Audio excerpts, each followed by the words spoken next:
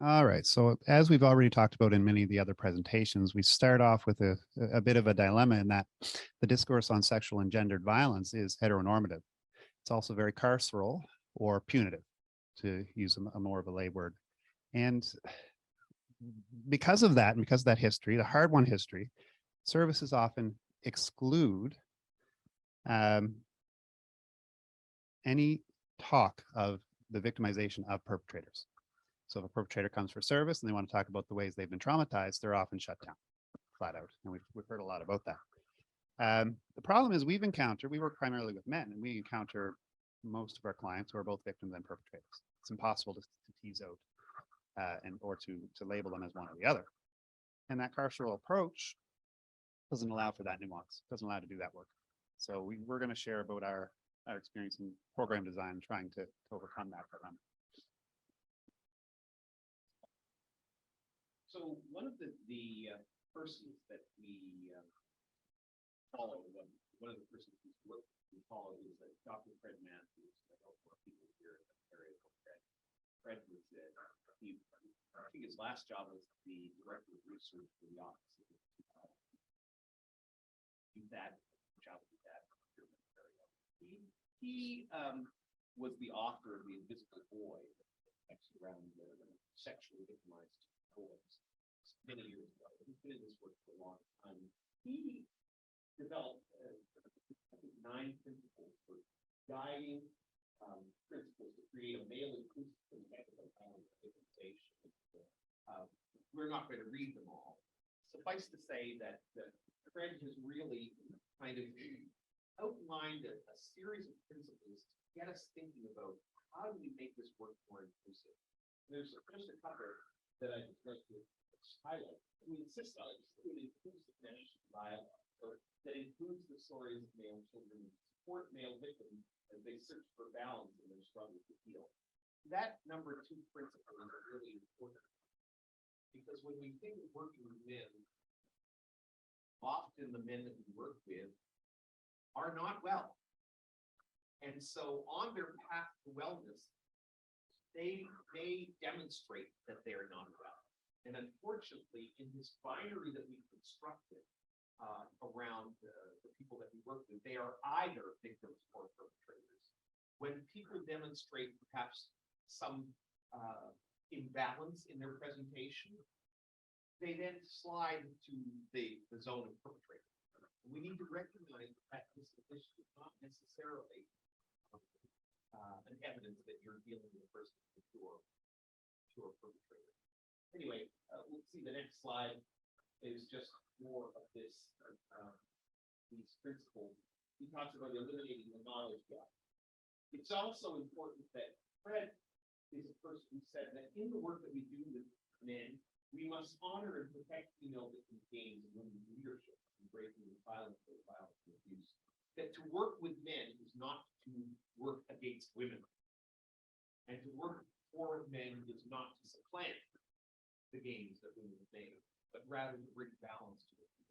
And by seeing people as in their mixed and complex presentations, I think we do that. So just in terms of my background, I always like to talk about the work that I did at the Washington State Penitentiary. That's where I first started to think about the challenges that this forensic population has in treatment. So I was a correctional mental health specialist and a special housing unit there for about a year and a bit while I was doing my graduate work in Washington State. And what our job was twofold, really. As mental health clinicians, our job was to help people be well enough so that they could be well managed in the institution, and to help people gain enough wellness that they could transition from our unit to a lower cost unit or on to a specialized treatment, whether that was in that institution or elsewhere. And one of the things that they noticed was that the guys on my caseload were transitioning quickly. And so people started asking me, Robert, why are you guys and I had no clue why they were transitioning. I was just doing what I've been trained to do as a therapist until I realized the difference between myself and them. that my colleagues were focused on the criminogenic issue of the people who were in our unit. And I, as a therapist, was focused on providing therapy to increase the health and well-being of my clients. And so by engaging with those clients on the issues that they identified as at the base of their clinical issues, many of whom were victims of very horrendous lives.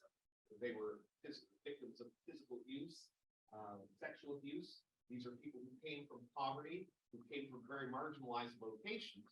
And when that was allowed to be the focus of their clinical intervention, they were able to engage and grow and change. We should really be surprised at that.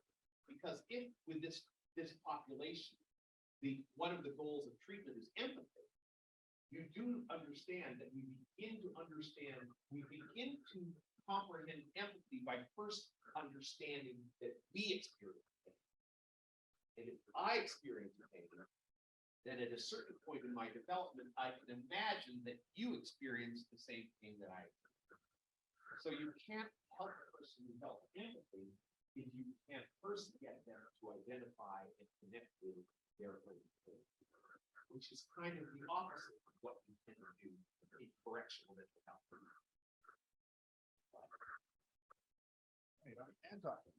On to Man Talk. So Man Talk is a treatment group, a trauma therapy group for male identified individuals who've been sexually abused. It started in 2011 by Robert. I came around in 2015. I'm a little younger than Robert. And it's been running ever since. At that time, it was the only service in Nova Scotia for men who've been sexually abused. Now there's some others that have popped up. They're trying to make their way. We love them. We support them.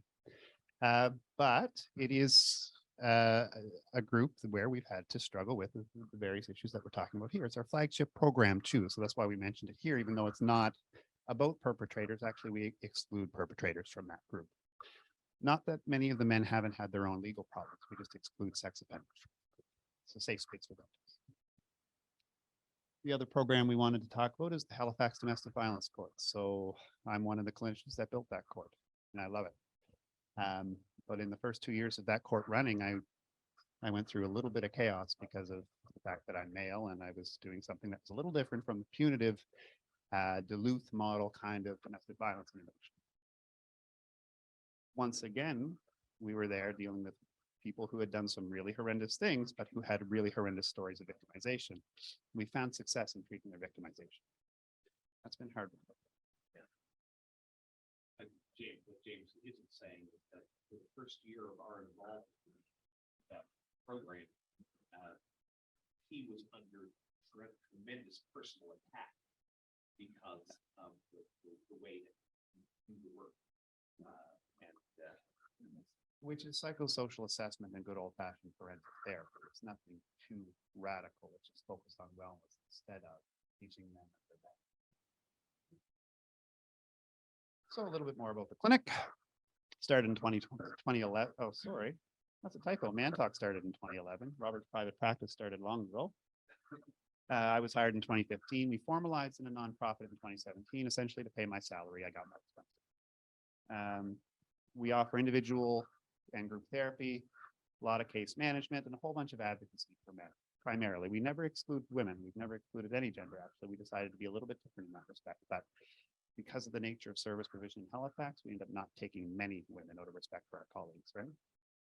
And like I said, we're focused on trauma, forensics, sexual and gendered violence. We lump that all together because it really is all in the same sector.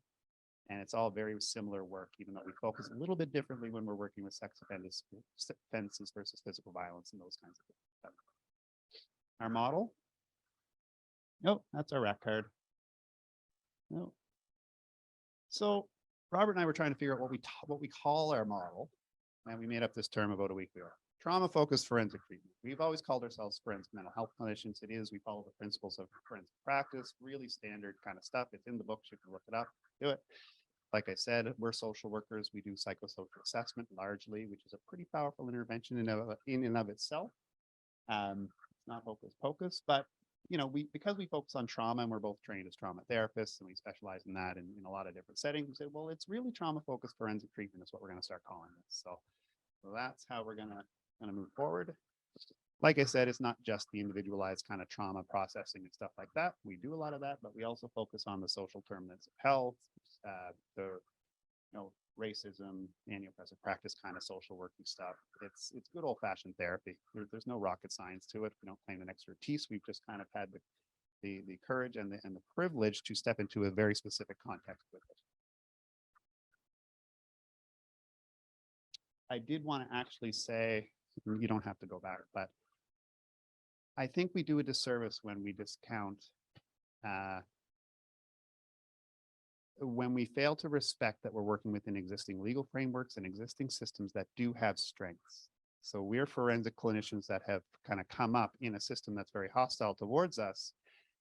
I've developed a reputation of using the judge very freely and really partnering with the court in order to help these guys and girls, female perpetrators too. So I did want to just mention that at the end. That's why it was tucked in the bottom of the slide. I didn't want to focus on it, but I think we should really give credit to the systems around us when they let us in like that, right? We've been pretty blessed in that respect.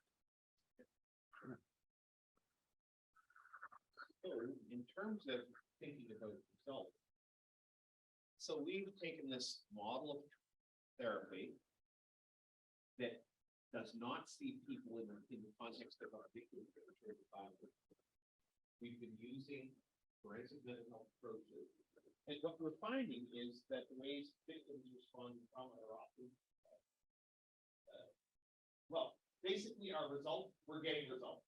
We're treating historical victimization of perpetrators, which allows them to participate in their lives in ways that facilitate behavior change. By acknowledging the humanity and the victimization of these perpetrators, we are engaging with them, they are growing and changing and having tremendous success. So there are some dilemmas with this work. The personal physiologist versus the common treatment, the heteronormative model versus gender inclusivity, the politics versus the realities of causation, and the history of the discourse versus the need for innovation. And I guess what I'd say is that we're changing the innovation. So I think we might have 1 minute left, which would allow us to take one question. The majority of the questions would happen at the end of our. Save your applause and take your time. Any questions? If there's a singular question, we could take it. If not, we'll give our question on to our colleague, our minute. Okay, great.